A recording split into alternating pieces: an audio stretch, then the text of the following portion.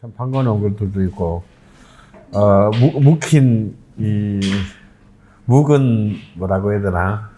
공부 못한 사람이 뭐라 그러지? 그런 단어들을 평소 써본 적이 없어가지고. 하여튼 반갑습니다. 이번 강좌를 기획하면서 많은 고민을 했어요. 예. 명리학을 모르는 사람들한테는 이게 무슨 소리인지 귀신 신하나 까부는 소리인지 잘 모르겠지만 조금이라도 공부해본 사람이면, 이게 용신이 이제 명리학을 봐가는 일종의 마지막 마무리이자 핵심이다라는 것은 이제 사실 다 알죠. 이건 마치 용신이 모든 절대 만능이 아니다라고 아무리 강조해도 사람들이 결국 용신에 끌려가는 것처럼, 사실 명리학에서 용신이 전부는 아닌데 아무리 좀 이렇게 공부를 해도 잘 파악이 안 되다 보니까 마치 이것이 명리학의 전부인 양 또 착각하는 착시 현상이 또 일어나게 됩니다. 근데 이왕 칼을 빼서 명리학을 공부하려고 마음먹었는데 이게 자기 손 안에 안 들어오니까 또 신경질이 또 졸라나는 거지. 또 들어올 듯 알 것 같기도 한데 잘 안 돼. 이게 사람이 이제 잡는 겁니다. 사실은 어떻게 보면 단순한 것이기도 한데 어떻게 보면 참 어렵죠. 저조차도 내가 지난 강의 시간에서 늘 말씀드렸듯이 용신에 대해서 저도 다 잘 완벽하게 다 안다고 말하기 어렵다. 그건 뭐 어떤 누구도 마찬가지일 것이고, 아마도 끊임없이 앞으로 이렇게 재논의되고 논의될 대상이 아닌가라는 생각을 합니다. 실제로 이제 여러분들이 이제 제 책 말고도 다른 많은 고전부터 시작해서 지금도 쓰여지고 있는 많은 책들을 보면, 이런 표정들을 보니까 이제 별로 다른 책을 안 읽으신 것 같은데, 다행이에요. 여러분들 한 두 권이라도 보게 되면, 뭐야, 이건 또 뭔 소리야? 라는 이제 이런 끔찍한 느낌을 받게 될 거예요. 내가 이때까지 배운 강은이 사기꾼이었나? 라는 생각이 들 정도로 전혀 다른 얘기들을, 용신에 대해서 전혀 다른 얘기들을 하는 책들이 수없이 많거든요. 그럼 그 책들이 다 틀렸냐? 그럴 리가 있겠어요? 특히 이제 아직도 강력한 영향력을 갖고 있는 격국론자들이 있습니다. 격국론은 이제 격국용신으로 용신 잡는 경우는 물론 많은 부분에서는 이제 우리 억부용신과 결과적으로 일치하지만 사실 거의 또 많은 부분은 아예 과정도 다르고 답도 틀려요. 그럼 우리는 똑같은 명식을 두고 엉뚱한 소리들을 하고 있는 셈이 되는 겁니다. 이제 그럴 정도로 용신은 여전히 논쟁적이고, 앞으로 풀어야 될 앞으로 해결해야 될 사실은 많은 영역들이 여전히 남아있는 미지의 영역이 많다라는 전제하에서 우리가, 그걸 전제하고 시작을 해야 돼요. 그래서 저는 이제 이번 강좌의 목표를 그렇게 삼았습니다. 이제 적어도 여기에 오신 분들은 뭐 오프라인이든 온라인이든 간에 나름대로 이제 명리학에 대해서 이제 개념들은 다 파악했고, 또 미련을 여전히 갖고 계시며, 좀 끝장을 보고 싶다라는 생각이 있으신 분들이기 때문에, 15주, 제가 일부러 15주를 잡은 이유도, 왠지 10주 안에는 안 끝날 것 같다는 생각이 들고요.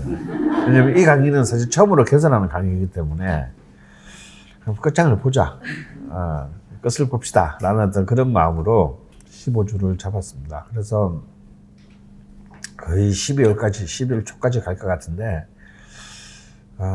그래서 제가 잡은 이번 강의 목표는, 이 강의가 끝날 때쯤 여러분들이 적어도 저 정도 수준의 용신에 대한 파악을 할 수 있는 정도로만 만드는 것을 목표로 한다.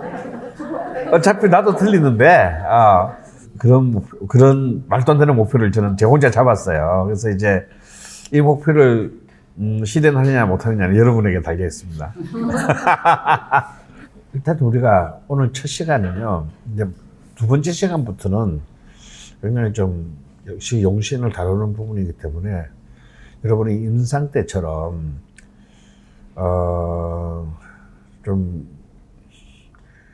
최소한 5개 이상의 명식들에 대한 용신을 푸는 훈련들을 그것도 빠른 시간 안에 푸는 훈련들은 의과대학의 쪽지 시험 같은 거예요. 결국은 이제 여러분들이 용신에 대해서 개념은 알면서도 실제 명식을 보고 파악이 안 되는 이유 중에 하나는 아무래도 이렇게 그 실전 경험 부족, 여전한 명식 울렁증에 기인하기 때문입니다. 그래서 자꾸 이렇게 그 부딪혀보고 다양한 명식들을 자꾸 부딪혀보고 틀려봐야 돼요. 자, 오늘은 이제 첫 시간은 이제 기본적으로 용신 전반에 대해서 우리 다시 한번 생각해보는 계기예요. 용신이라는 개념을 어떻게 받아들이고 또 어떻게 적용할 것인가라는 부분을 다시 한번 짚어보는 시간을 갖도록 하겠습니다.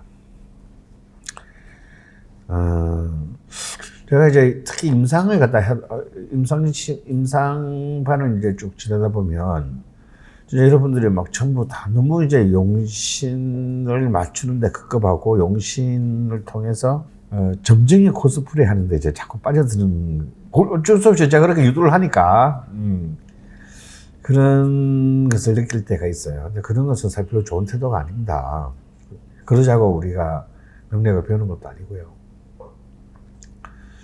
근데 이제 굉장히 학습 효과를 좀 높이려는 약간의 도구적인 어떤 그런 개념인데, 결국은 어느 정도 단계에 가게 되면 너무 테크닉에 매몰되게 돼요. 이렇게 되면은 이렇게 그냥 우리가 무슨 바이올린을 배우거나 뭐 테니스를 배우는 거라면 상관없는데, 이거는 우리의 삶을 놓고 배우는 것이라서, 이 삶을 갖다가 이렇게 기술적인 차원에서 해석하고 판단한다는 것은 굉장히 위험한 일이 될 수 있습니다. 그래서 어떤 드라마에서 그러잖아요. 인생에는 세상에는 세계가 없다고, 공짜가 없고, 그 다음에 정답이 없고, 비밀이 없다. 어떤 놈의 한 말인지 모르지만 굉장히 맞는 말이에요. 없는 게 또 있습니다. 정답이 없다고 해서 인생에 대한 의문이나 질문이 없는 것은 아닙니다. 근데 이제 그러다 보면 우리는 이런 질문을 할 때마다 정답을 찾으려고 하는 것은 인간의 가장 본능적인 성향이죠, 기질이죠. 누구나가 좀 더 뭔가 정답 혹은 정답에 가까운 답을 찾으려고 하지 않겠어요? 일부러 오답을 찾으려고 노력하는 사람은 존재하지 않습니다. 근데 이제 명략은 우리에게 뭘 바꿔주냐면, 정답을 못 찾던 우리에게 정답을 찾게 해주는 게 아니고, 더 정확하게 말하자면 답을 내기 위해 좀 더 풍부한 답을 내게 해주는 것이지, 정답 혹은 정답에 가까운 답을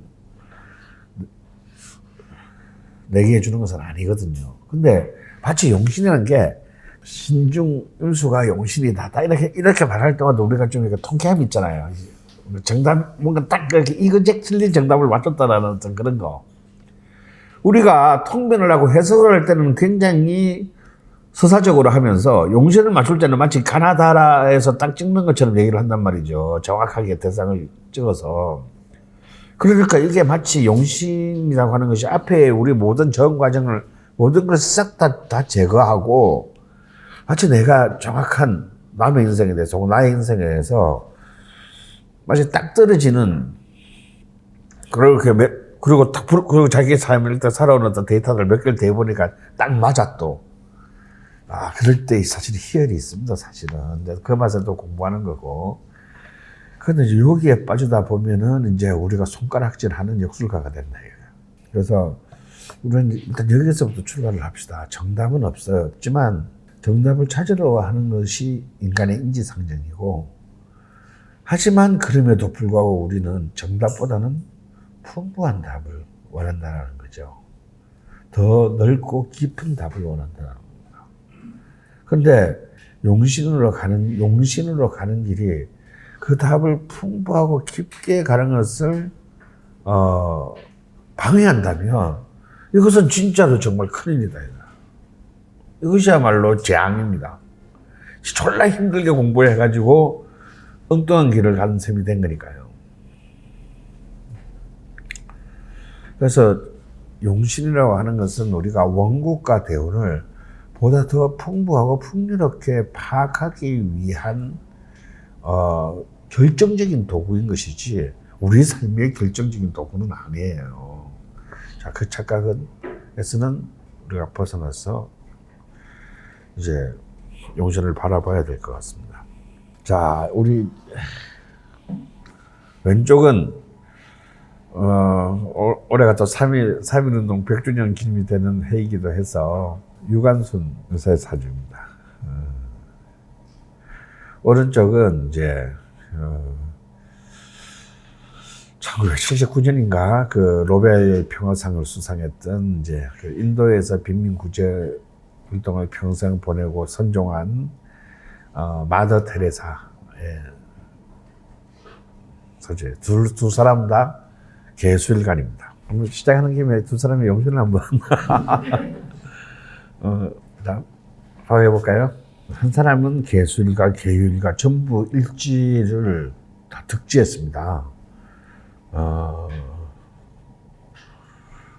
자, 이 개수는 참 이 안개비와 같은 물방울인데 이 개수가 참 아마 그 천지 십간 중에서 가장 사랑스럽고 어쩌면 가장 연약한 느낌인데 이 개수가 정말 힘을 발휘하면 정말 산을 뽑는다 이거야. 그래서 이렇게 그 떨어지는 물 한 방울이 바위를 물 한 방울은 아무것도 아니지만 한 방울이 계속 꾸준히 떨어지면 바위를 뚫는다고 하잖아요. 그게 개수입니다. 임수는 바위를 물로 덮어버릴 수는 있어도 뽀개지는 못하지만 개수는 바위를 뽀갠다. 유관순의 용신 뭐예요? 인중병화가 용신이다. 그러니까 신강하다고 보고 비겁이 워낙 강함으로 이제 용신을 그 재성으로 삼고 식상을 목을 상관을 이제 그 희신으로 잡았습니다. 다른 의견은? 저는 후전하잖아요. 그냥 뭐 나한테 물어봐 그냥 수전왕이다라고. 자, 개수가 이제 자월에 등령을 하고 자월 축시에 태어났으니까 이것은 이제 게다가 이 일찍까지도 유금이 유축합을 하면서 이제 축토까지를 이미 축토도 이제 이 위가 개수가 놓여져 있으면 이거 이제 짠.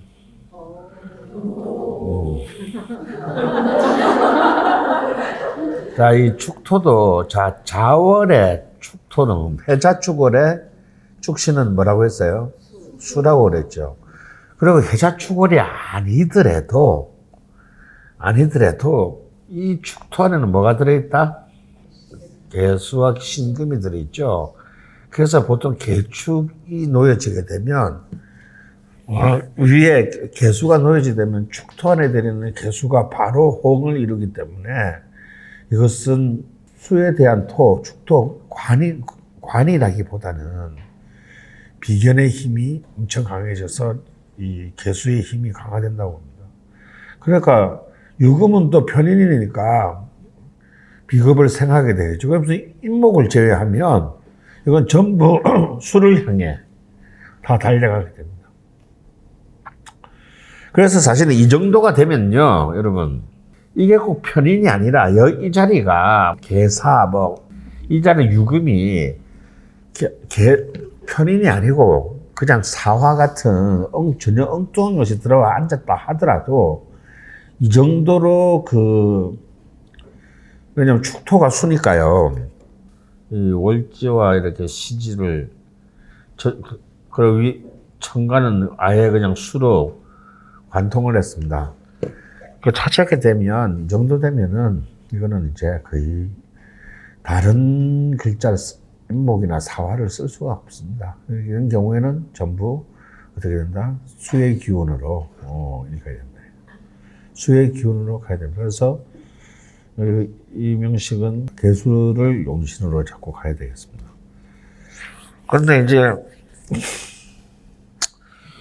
그런 사실 어찌 보면 유관순이라는 인물은 저는 좀 짠해요.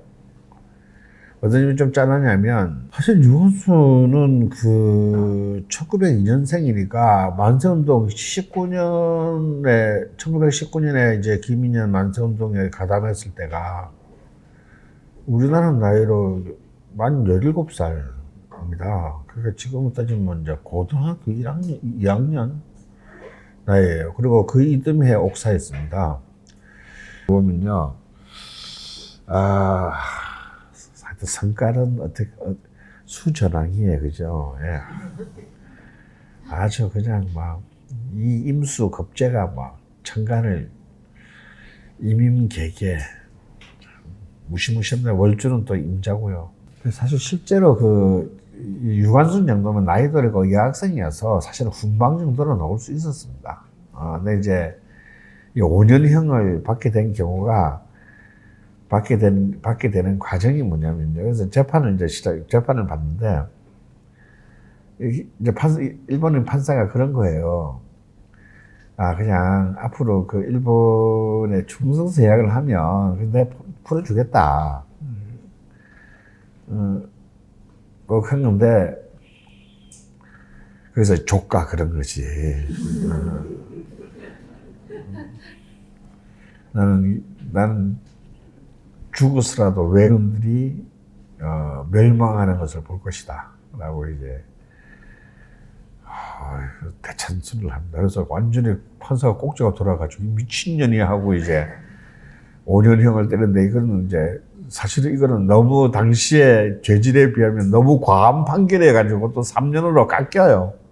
그 감옥에 이제 수감되고 난 뒤에도 계속 만세 부르고 이제 다녀요. 아주 완전 생 또라이가 들어온 거지. 걔들 입장에서는. 일종의 가혹행위 끝에 일종의 이제 순교를 하게 됩니다. 그때의 나이가 1919년에 경술대원의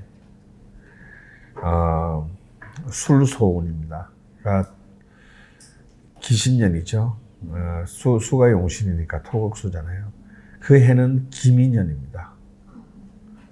또 기신대운의 기신년에 축술미가 형성이 됩니다. 기신으로 삼형이 쫙 서게 돼요. 그러니까 이 관으로 이렇게 했으니 얼마나 그냥 오로지 정말 가오가 아니면 죽음을 달라. 아주 그냥 기신과 삼형의 3종 세트가 나란히 쫙 쓰면서. 근데 이제 그 전에 이제 이 대원들을 보면요. 보면은 이 술토가 오기 전을 보면 경금 정인과 공부 잘했다는 얘기지. 그래서 이제 시골 있다가 이대로 이렇게 유학을 가는 거. 이대가리라. 그때는 이제 우리 지금은 이대죠, 이대. 그리고 이제 이 해수 또 이 3세 대원은 신의 대원이니 수용신이니까 이제 워낙 이제 좀 총명하고 결코 이렇게 기집애라고 굴하지 않는 기상을 가진 인물이 나긴 난 거예요, 그죠? 근데 이제 그의 삶에서 첫 번째 맞이하는 기신을 사실은 넘기지를 못합니다. 사실 이 뒤로도 사실은 계속 기신이 40년을 이렇게 따라 기구신이 뒤로 따라와요.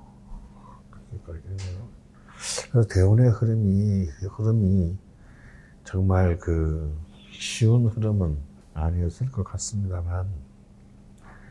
근데 이제 또 초년에 워낙 이렇게 강한 또 자기의 용의신운이, 금수운이, 그런데 이 수운이 이때 한번 반짝하고, 이때 자기의 용신되는 이때 나오게 되니까, 제가 그렇게 말했잖아요. 이런 전왕의 사주들은, 어떤 신강보다도 훨씬 더 대운의 흐름에 격렬하게 반응한다. 그래서 이제 전왕들은 정말, 특히 전왕은 기신운이 올 때, 구신운은 괜찮아요. 기신운이 올 때는 굉장히 몸을 사려야 됩니다. 왜냐하면 이거는 하나의 힘으로 살아가기 때문에 방어에 다른 카드가 별로 없어요. 그러니까 이렇게 극단적인 이제 만성동라도 좀 적당히 하고, 좀 쉬어가면서 하고, 또 이렇게 또 잡혀들어갔다 나왔다 또 하고, 그럼 되는 뭘 한 번을 끝을 보려고 해가지고 이렇게 수분도 되지도 않은 나이에 그냥, 할 필요까지는 없는데, 그래서 제가 이제 늘 하는 말 있잖아요. 잡혀들어가야 되면, 맞기 전에 빨리 불어라. 어차피 불까 병신되고 불지 말고, 그러면 절대 이제 교과서에 안 실리는 거죠. 우리의 삶은. 교과서는 안 실리지만요. 그게 좋아요. 그게 교과서에 실리면 그게 좋은 게 아니야. 자, 그 반대 똑같은 개수일간인데, 엄청 길게 사신 분이에요. 예. 굉장히 참 위생적으로 청결하지 않은 환경에서 평생을 지냈는데 굉장히 오래 사신 분의 사주입니다. 자, 오른쪽 마더 테레사의 사주에 용신은 뭘까요? 자, 이제 여기서부터 이런 명식들이 차라리 유관순 사주는 어찌 보면 이제 조금만 배운 분이고 경험 만점이 있으면 바로 전왕이네. 전왕은 뭐 어차피 뭐 용신 하나밖에 없으니까. 근데 이제 테레사 이런 사람 사주가 까리한 것이 어렵다. 자, 개해일주에 용신이 뭔가요? 해중간목안이 났습니다. 미중을목안이 났습니다. 을목은 을경합금이 돼서 네. 안 될 것 같은데. 그렇지. 을목은 을경합금이 돼서 안 될 것 같다. 그래서 해중간목이다. 네, 미중정화 나왔습니다. 더 쓰실 분 계십니까? 그러니까 말을 하라고 말을. 다 이러면 이렇게 눈방 끔뻑이 있으면 안 돼요. 다 자기가 답을 정해놔 봐야 돼. 그래야 뭘 맞는지 틀리는지 그걸 알지. 수용신인데.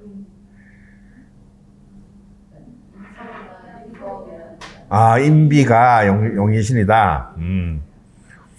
그럼 뭐 해중임수가 용신이다. 그럼 되잖아. 이분은 이제 신약하다고 보고 아예 금수를 용신으로 잡았습니다.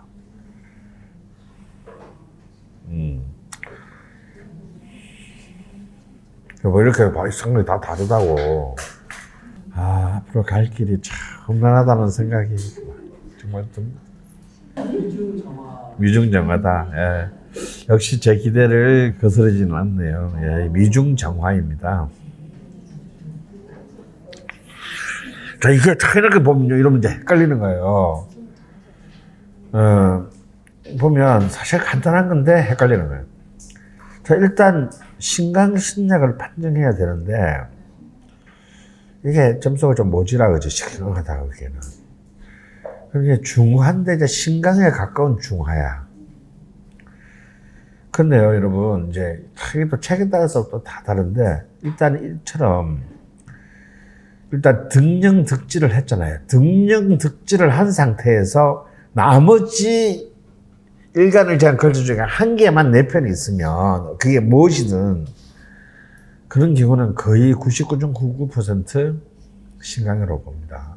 근데 이제 최악의 경우가 뭐냐면 어디서 지금 논리가 갈리냐면 등정과 득진을 하고 득세 쪽은 한 개도 없을 때 이걸 신강으로 보아야 되냐 신약으로 봐야 되냐 이 부분은 굉장히 논쟁적입니다. 왜냐하면요 등정 득진을 해도 비급으로 등정을 했는지 인성으로 등정을 했는지 다르기 때문이죠. 그래서 사실은 이제 이 경우에는 굉장히 복합한 8개의 글자 사이의 역학관계들을, 힘의 관계들을 따져봐야 됩니다. 합이나 충, 똑같이 일간의 힘을 빼앗아 가는 글자 식재관이라도 식신하고 평관하고는 다르다 이거야. 평관은 엄마 나 그냥 전만 좀 이라면 평관은 목에 칼 들이대고 내 곡식을 훔쳐가는 거거든. 그 때문에 똑같이 자기 힘을 설계시킨다고 해서 그 힘이 또 다 다르고요.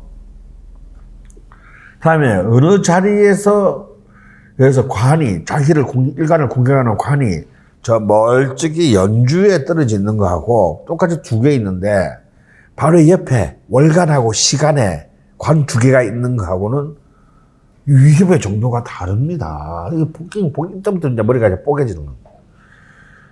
근데 또 이제 지지 중심 학파들에게는요, 야, 정정 득점만 하면 뭐가 천지가 개벽 나도 신강이야. 이렇게 보는 주장도 있지만 저는 동의하기가 어렵습니다.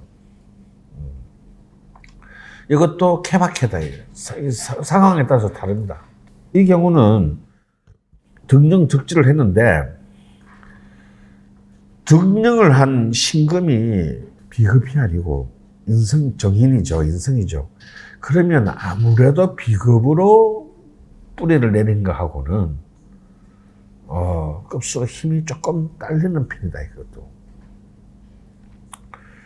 그런데 이 신중경금이 정인이 8의 연간에 이렇게 투출했습니다.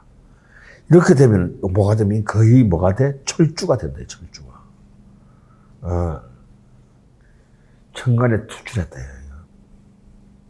이런 걸 밑에 뿌리를 내는 걸 통근이라고 하고 지지의 글자가 천간에 놓여진 것을 투출 혹은 투간이라고 하는데 특히 이렇게 그 월지의 정기가 월지를 대표하는 글자가 이 천간에 투출하게 되면 이것은 비록 정인이지만 엄청난 힘으로서 일간 개수를 도우게 됩니다. 그래서 이것은 신강으로 봐야 된다. 그러면 신강인데는 관이 용신일 수가 있고 제가 용신인 경우 2가지가 있다. 사실 이제 이것도 문제예요. 어떤 책을 보면요, 이런 경우에는 관을 용신으로 잡을 수도 있습니다. 점수와 상관없이 일간 개수가 굉장히 강력하다라고 보는 거죠. 왜 강력하다고 보느냐면 일간 개수의 힘을 빼가는 양쪽 글자 중에서 이 한쪽은 간목, 상과 식상이다 이거야. 그러니까 사실은 내 편은 아니지만 적 중에서는 굉장히 가벼운 적이에요. 내 힘을 덜 뺏어가는 힘이기 때문에 오히려 이 관으로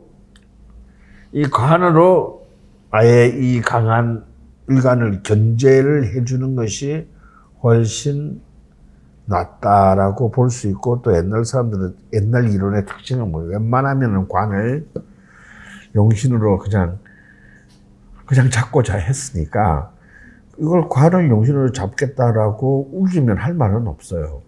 그러나 저는 늘 강조하지만 이런 경우에는 관은 용신으로 잡지 말고 한신으로 두는 게 좋겠다.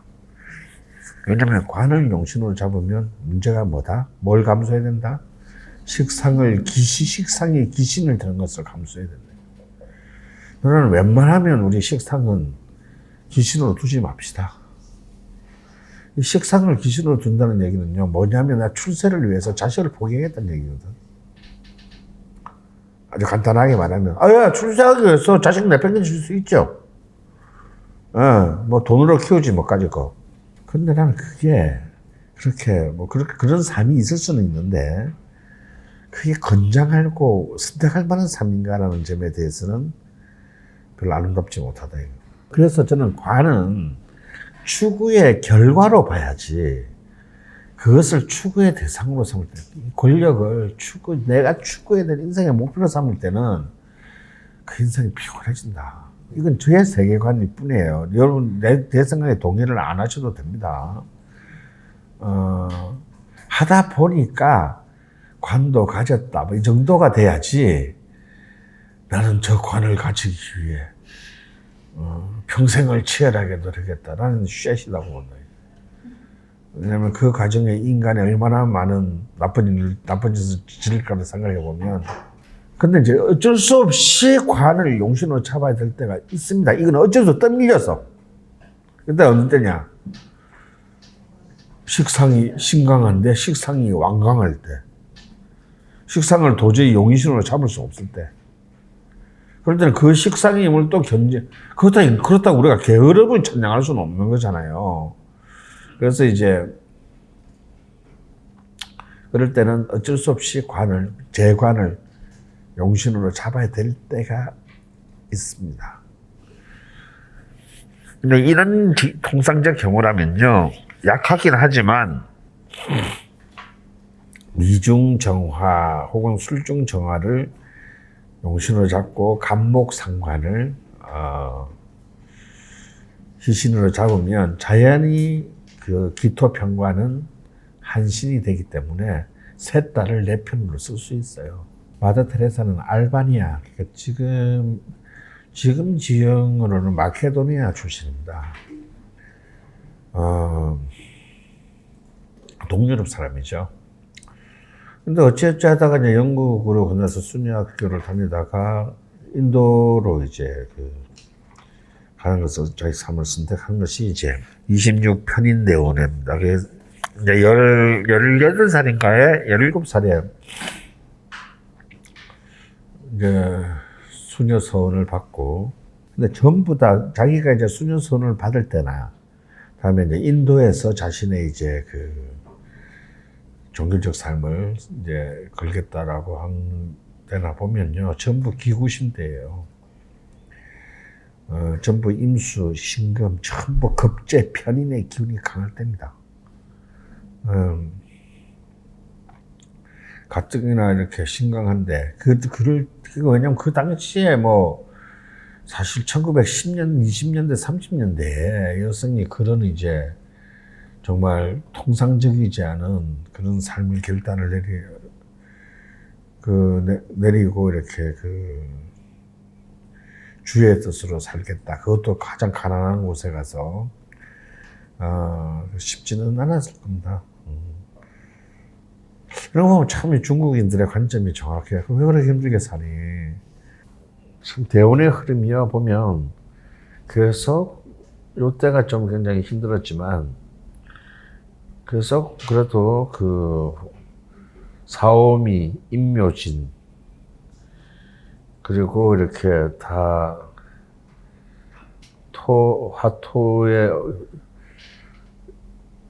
화토목의 대운으로 쭉 기본적으로 그렇게 돼요. 평상을 하루같이 자신의 삶에 그래서 이 사람은 관이 용신이 될 수 없는 게요, 결국은 이 간목상관을 빛나게 쓴 셈이거든요. 정말 정의와 진리의 이름으로 약자의 삶을 돌보는 삶을 살았습니다. 그러니까 이게 식상은 결국 돌봄이기 때문에 이 월간에 아주 아름답게 투철하지 않았습니까? 이 간목이. 그리고 해중 간목에 개의 해수 안에 뭐가 있어요? 간목이 있으니까 이 간목은 또한 일지에 뿌리를 통근하고 있으니 바로 저 간목이야말로 진짜 빛나는 이 명식의 희신입니다. 정화보다는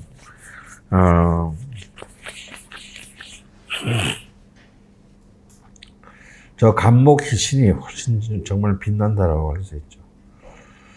그래서 결국 이제 66 이 정축대운, 자신의 용신대운이면서 또 한신인 평관대운 정축대운의 정축대운 김인년, 아까 김인년하고 다른 똑같은 김인년인데 이분한테는 이제 한신년인데요.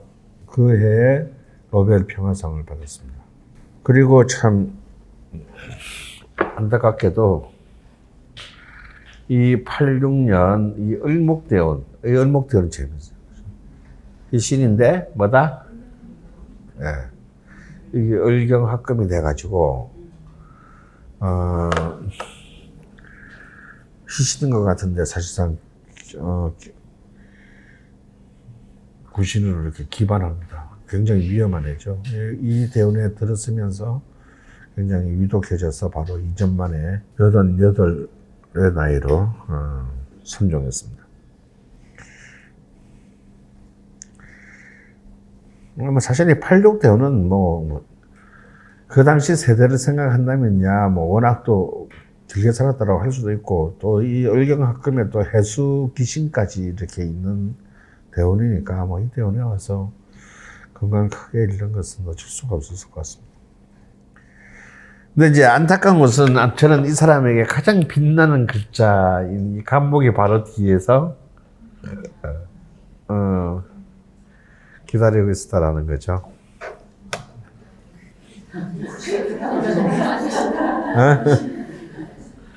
너무 뒤다, 그죠?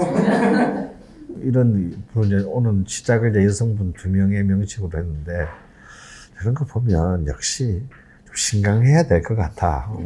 이렇게, 좀 일을 좀 남기려고 그래서 남기는 삶을 살려다 보면.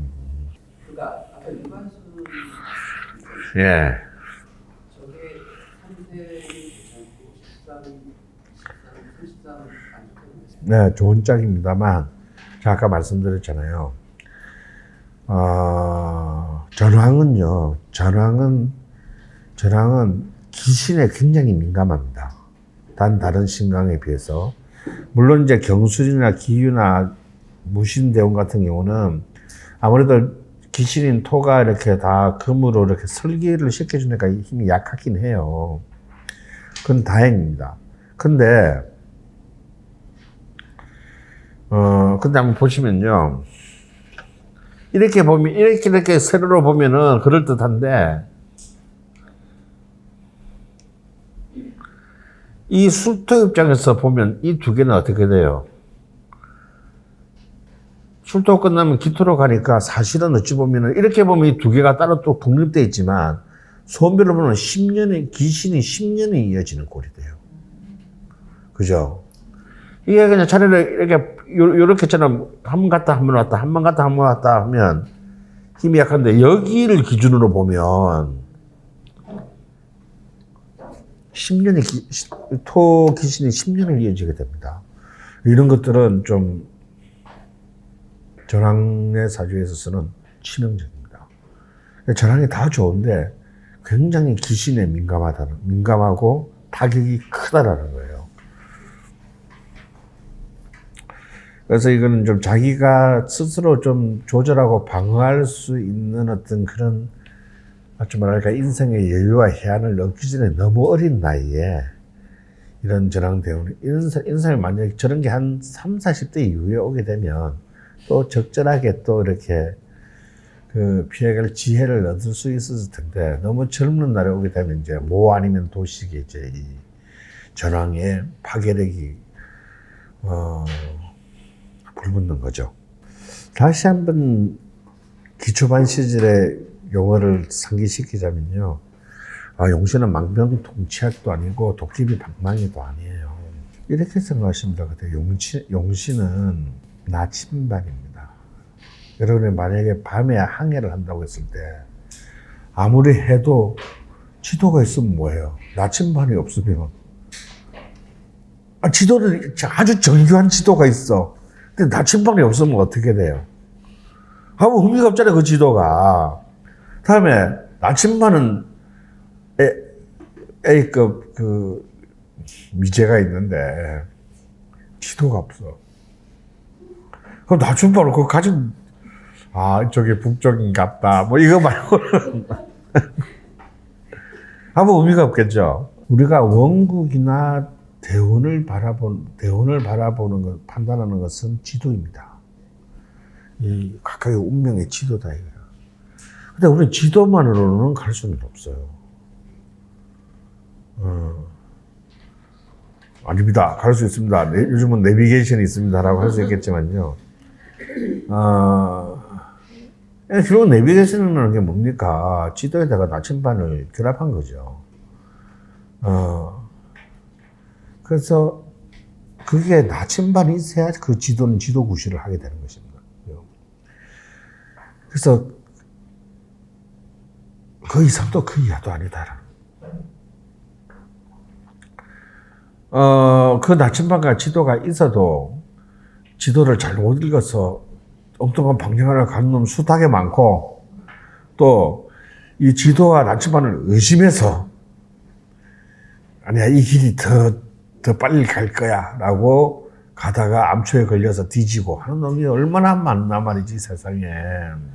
그래서 우리는 이제 막 여러분들이 막 이렇게 막 자기 명식이나 자기의 뭐 가족의 명식만 보면서 용신을 가지고 절대 이렇게 단순하게 일희일비하면 안 된다라는 거예요. 이제 기구신 대운이 앞으로 40년 동안 열리는데 뭐 저는 이제 끝난 건가요? 뭐 이런 거 있잖아. 끝나긴 뭘 끝나. 그래서 용신은 극단적인 어떤 좋고 나쁨을 판단하는 기준이 절대 아닙니다. 그 좋고 나쁨에 대한 판단이 아니고 바로 그 나침반의 역할. 정확하게 북쪽이 어느 방향인지 남쪽이 어느 방향인지를 어떤 순간에도 어떤 그 기준을 잡아주는 역할을 하는 것이다. 그리고 두 번째로는 이걸 좀 더 이제 우리 동양적으로 풀이하자면요. 용신은 뭐냐면,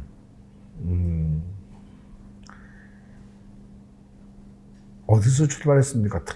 아까 말한 전황 같은 사주를 제외한 통상적인 억부용신법을 보자면, 약한 것은 끌어올려주고, 강한 것은 좀 눌러주는 딱 그 균형추, 그 조화의 균형추가 그 자체가 용신인 것이지, 안 되는 걸 되게 하고, 되는 걸 잘 되게 하고, 하는 그게 아니다라는 것이다. 그러니까 우리가 만약 여러분들이 이럴 때가 있습니다. 우리가 아무리 우주적 존재라고 해서 우리가 늘 우주적 조화 속에서 사는 건 아니에요. 우리는 어떤 순간 굉장히 치우친 생각을 가지고 혹은 또 치우친 행동을 하기도 합니다. 치우친 감정적인 표현을 하기도 하고요. 또 어느 한쪽으로 굉장히 치우친 어떤 집중을 하기도 하죠. 내가 100m 달리기 선수라고, 그러면 100m 세계 선수권 금메달 리스트도 시속으로 따지면 시속 36km밖에 안 됩니다. 인간의 능력이 그 정도예요. 100m를 금메달 받는 속도로 뛰어봐야 시속 36km라고. 근데 그 100m 달리는 선수조차도 하루 종일 시속 36km로 달릴 수 있나요? 불가능하지. 그거는 진짜 딱 그 10초, 만 달리는 그게 시속 36km고, 평소에는 그냥 대충 설렁설렁 뛰어다닌다는 거야. 그러니까 우리가 만약에 어떤 굉장히 무리한 어떤 무리하고 치우친 어떤 것을 했다고 하더라도, 하루 혹은 일주일 혹은 한 달에 가지고 언젠가는 또 이러면 쉴 것이고, 이것을 뭔가 우리는 보정하고 균형 맞추는 어떤 그런 것을 우리는 거의 대부분 본능적인 그 장치에 의해서 작동해서 맞추게 됩니다. 근데 이제 그런 장치가 이제 고장난 사람들이 있을 수는 있죠. 하루 종일 방 안에 있는, 그래서 낮인지 밤인지, 움직이는지, 자는지, 깨어있는지, 극단적인 희귀코모리의 삶을 사는 것이 아니라면 대부분 우리는 거의 자연스럽게 그런 어떤 균형의 추들을 잡아가는 삶을 살게 돼 있어요. 그러니까 우리는 내가 추구하지 않더라도 보통 보면 다들 용신적 균형을 우리 스스로가 가지고 살고 있다는 뜻입니다. 그런데도 왜 우리는 용신이 필요하냐? 이것은 우리의 몸, 그러니까 멘탈과 피지컬에 관한 그것은 우리가 대충 우리가 어느 정도 건강을 완전히 잃지 않는다면 멘탈과 피지컬에 대한 어떤 그런 규정표들은 우리 몸이 알아서 해결을 합니다. 피곤하면 쉬게 만들고요. 무리하면 그것이 풀어지게 만들고요. 만약에 뭐 어디 염증이 생기면 그 염증과 싸워서 그것을 없어지게 만들고요. 어떻게든 스스로 자정의 방향으로 가게 만드는 그런 리니어하게 만드는 기능들을 우리는 자체적으로 가동되게 되어 있습니다, 인체는. 그런데 그런 멘탈과 피지컬을 하는 영역을 떠나가지고 모든 우리의 사회적이고 정치적이며 경제적인 활동은 그렇게 자동적으로 해결이 안 된다는 게 문제다, 이거야. 이런 것이 이제 우리의 결과적으로 우리의 멘탈과 피지컬을 망가뜨립니다. 그 균형을 망가뜨리는데 우리는 그것은 우리 몸은 사회적이며 정치적이고 경제적인 어떤 이런 부분에 대한 인공지능을 아직 부여받지 못했습니다. 이거는 완전히 다른 영역이에요. 우리는 학습에 따라서 어쩌면 자신의 고유한 기질과 그 위에 덧붙이는 학습 또 그리고 자신이 경험한 어떤 경험치에 따라서 많이 자기식의 반응들을 할 뿐이지 여기 어떤 일률적인 것은 없어요. 그래서 우리는 수많은 시행착오와 실패를 합니다. 우리 몸은 절대 시행착오를 하지 않는데 처음부터 그리고 상황을 오판하지 않는데 실제 우리 행동이나 사고와 행동은 끊임없는 시행착오와 실패를 거듭하게 돼요. 여기서 이제 어떤 사람은 아예 이제 정신줄 놔버리는 사람이 발생하고 포기하는 거죠. 아이씨, 나 어떻게 다 돼, 씨발. 난 저주받았다! 뭐, 이제, 뭐, 이런, 뭐, 될 대로 되라, 뭐, 까짓것 뭐. 마치 인생 다 끝난 듯이 이제 가는 길이 있고요. 또, 하여튼, 이름부터 시작해서 수 없는 어떤 그 양상들을 가지게 되겠죠.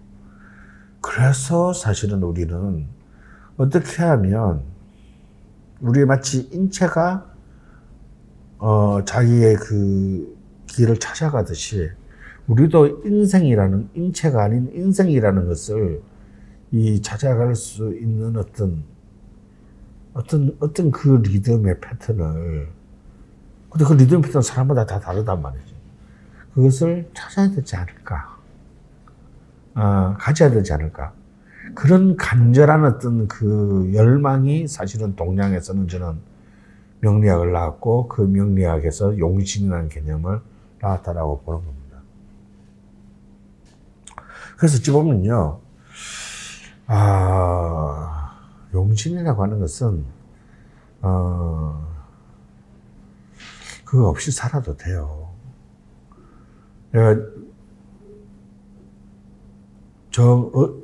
어설프게 할 거면 차라리 십신만 보는 게 낫다라고 한 말 기억나십니까? 심합한테.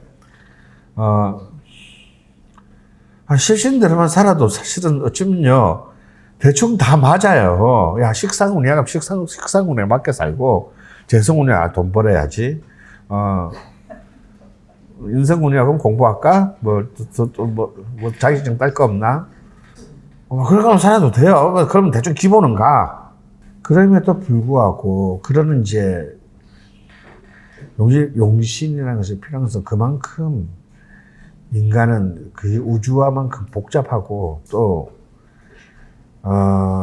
정교한 존재라는 거죠. 정교한 존재이기 때문에, 그냥 내가 그러지 않았습니까?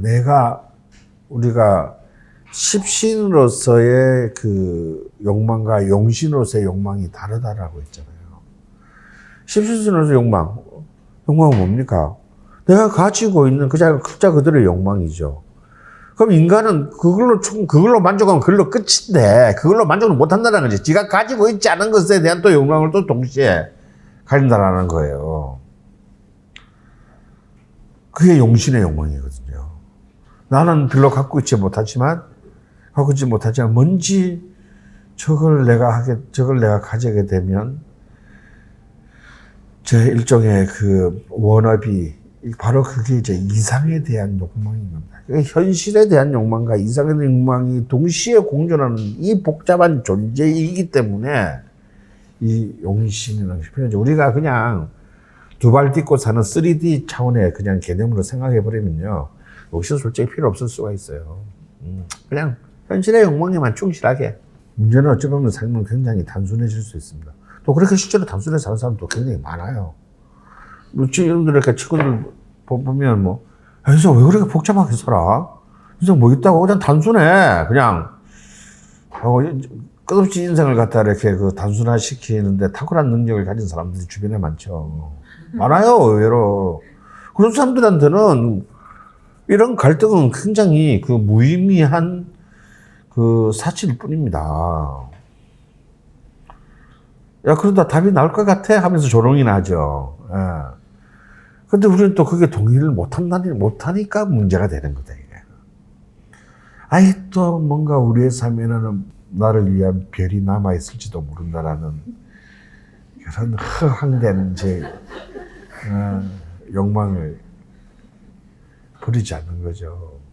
어쩌면 용신은 바로 그 경계선 사이에서 어쩌면 우리의 욕망과 현실을 서로 비교하고 조화를 맞추려는 마지막 끊을 수가 있는 것입니다. 용신은 개념은 이만큼 우리의 삶이 복잡한 것만큼이나 복잡한 것인데, 용신의 표현은 너무 크다, 이거. 여러분, 이 용신을 너무 이제 속물화시키게 되면은, 마치 이것이 마치 인생의 판정관으로 등장하는 경우가 됩니다. 이거는 이제 완전 주객이 전도된 겁니다. 아니, 우리가 삶의 숙명론으로부터 벗어나기 위해서 용신을 필요로 했는데, 나는 어차피 안 될 거야 라는 것에서 벗어나기 위해서 용신을 선택했는데, 거꾸로 그 용신이 너는 그래봤자 죽어도 안 돼, 이때는 하고, 거꾸로 우리를 갖다 결정하는 틀로 작용한다면, 이거야말로 이건 진짜 모르는 게 약이고 아는 게 병인 셈이 됩니다. 그래서 여러분, 용신을 절대 도구적으로 쉽게 그냥 이렇게 그냥 OX의 문제의 성공과 실패를 나누는 기준으로 생각이 되면요, 이건 진짜 그 용신은 차라리 여러분 공부 안 하고 그냥 십신까지만 딱 공부하고 사주를 보는 게 훨씬 좋아요. 그래서 제가 몇 번 제3, 제4 강조합니다만, 용신을 제발 그렇게 세속적인 사유로 판단하지 말자. 그렇게 됐을 때는, 용신을 이렇게 힘들게, 습득해서, 힘들게 습득해가지고 엉뚱한 곳에다가 엉뚱한 판단을 하고 행동을 하는데 쓰게 될 것이니까요. 마저 정리하자면요. 자, 용신 그 자체는 아까 나침반에 불과하다. 나침반이 항해하는 게 아니에요. 내가 항해를 하는 거지. 내가 항해를 하는데 필요한 하나의 개념일 뿐이지, 이 자체가 항해를 하는 것은 절대 아니다. 이 자체가 나를 주정하고 결정하는 것은 절대로 아니다라는 거예요. 그러면 여러분은 이제 마지막에 다시 이제 묻게 되죠. 아이씨, 그건 뭐예요, 그러면? 그럼 용신은 왜 뭘 할 수 있는데? 그럼 뭐하러, 그럼 이때까지 약을 판 거야, 그럼? 참, 여러분, 참 이래서 동양학이라는 게 재밌는 거 있어요. 너무 지나치면 모질함만 못하는 것이다. 그러면 용신을 가지고 우리는 용신을 어떻게 이제 우리는 정확하게 규정하고 그것을 어디다 쓸 수 있는지 그 부분을 알아보도록 하겠습니다.